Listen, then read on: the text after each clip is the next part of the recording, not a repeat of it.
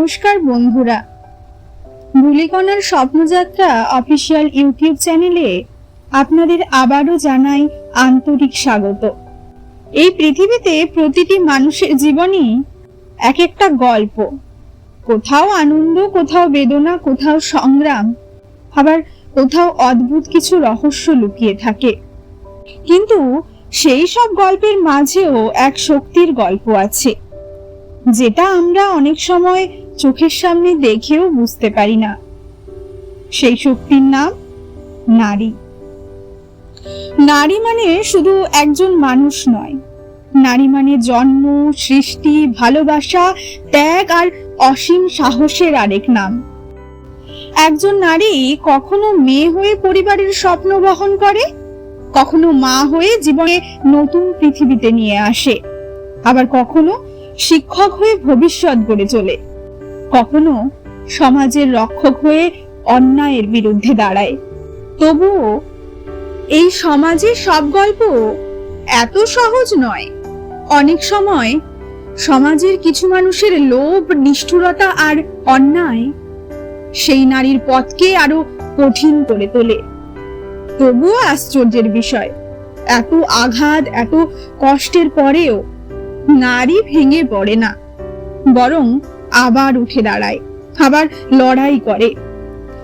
আজকের গল্পটিও এমনই এক গল্প, এক রাতের গল্প, এক অদ্ভুত ঘটনার গল্প, আর সেই সব কিছুর মাঝে লুকিয়ে থাকা এক অদম্য শক্তির গল্প। আজ আমি আপনাদের যে গল্পটি শোনাতে চলেছি তার নাম শক্তির মুখ। তাহলে চলুন আর দেরি না করে ঢুকে পড়া যাক আজকের গল্পে।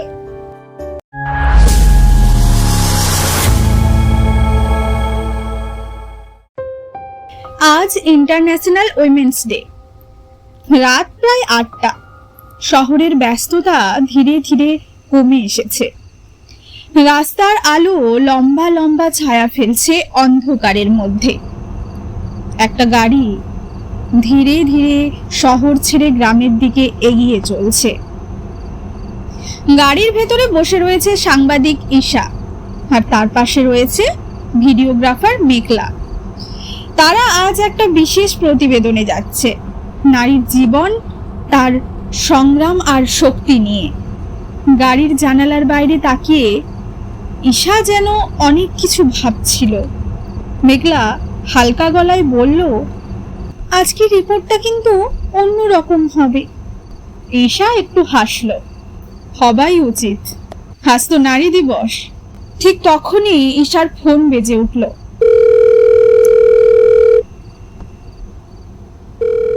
স্ক্রিনে ভেসে উঠল ডক্টর অনন্যা। ঈশা ফোন ধরল। হ্যালো অনন্যা, ডিউটি শেষ? ওপাশের ক্লান্ত গলা। না, এখনো হাসপাতালে আছি। জানো, আজ একটা মেয়ে এসেছে, কলেজে করে। ঈশা চুপ করে শুনছিল। অনন্যা ধীরে ধীরে বলল, ওকে রাস্তায় খুব খারাপ ভাবে আঘাত করা হয়েছে। গাড়ির ভেতরটা হঠাৎ ভারী হয়ে গেল। ঈশা ধীরে ধীরে বলল, সে এখন কেমন আছে? অনন্যা বলল, আমরা তাকে চেষ্টা করেছি বাঁচানোর, কিন্তু সে বারবার একটা কথাই বলছে, আমি কি দোষ করেছিলাম? ফোনটা কেটে গেল। গাড়ির ভেতরে কিছুক্ষণ নীরবতা। মেঘলা জানালার বাইরে তাকিয়ে বলল, কখনো কখনো মনে হয় আমরা অনেক এগিয়েছি, আবার কখনো মনে হয় কিছুই বদলায়নি। ঠিক তখনই গাড়ি হঠাৎ ধীর হয়ে গেল। রাস্তার মাঝখানে একটা বৃদ্ধা মহিলা দাঁড়িয়ে, সাদা শাড়ি, হাতে লাঠি। ঈশা জানালা নামিয়ে বলল, ঠাকুমা, আপনি কি রাস্তা পার হবেন? বৃদ্ধা ধীরে তাকালেন, তার চোখে অদ্ভুত শান্তি। তিনি বললেন, মা, একটা কথা মনে রাখবে। মেঘলা অবাক হয়ে তাকিয়ে আছে। বৃদ্ধা আবার বললেন, নারী প্রকৃতিগতভাবে রক্ষক। সে সৃষ্টি করে, সে লালন করে, সে সমাজকে আগলে রাখে, কিন্তু সমাজের মানুষের লোভ, নিষ্ঠুরতা আর অন্যায় অনেক সময় নারীকে শিকার বানিয়ে ফেলে। বাতাস হালকা বয়ে গেল। ঈশা কিছু বলতে যাচ্ছিল, কিন্তু বৃদ্ধা ধীরে ধীরে রাস্তা পার হয়ে অন্ধকারে মিলিয়ে গেলেন। গাড়ি আবার চলতে শুরু করলো। মেঘলা ফিসফিস করে বলল, ঈশা, উনি গেলেন কোথায়? চারপাশে শুধু খোলা মাঠ, কাউকে কোথাও দেখা যাচ্ছে না। ঠিক তখনই আবার ফোন বেজে উঠল। এবার ফোন করেছে লাবণী। উনি একজন পুলিশ অফিসার।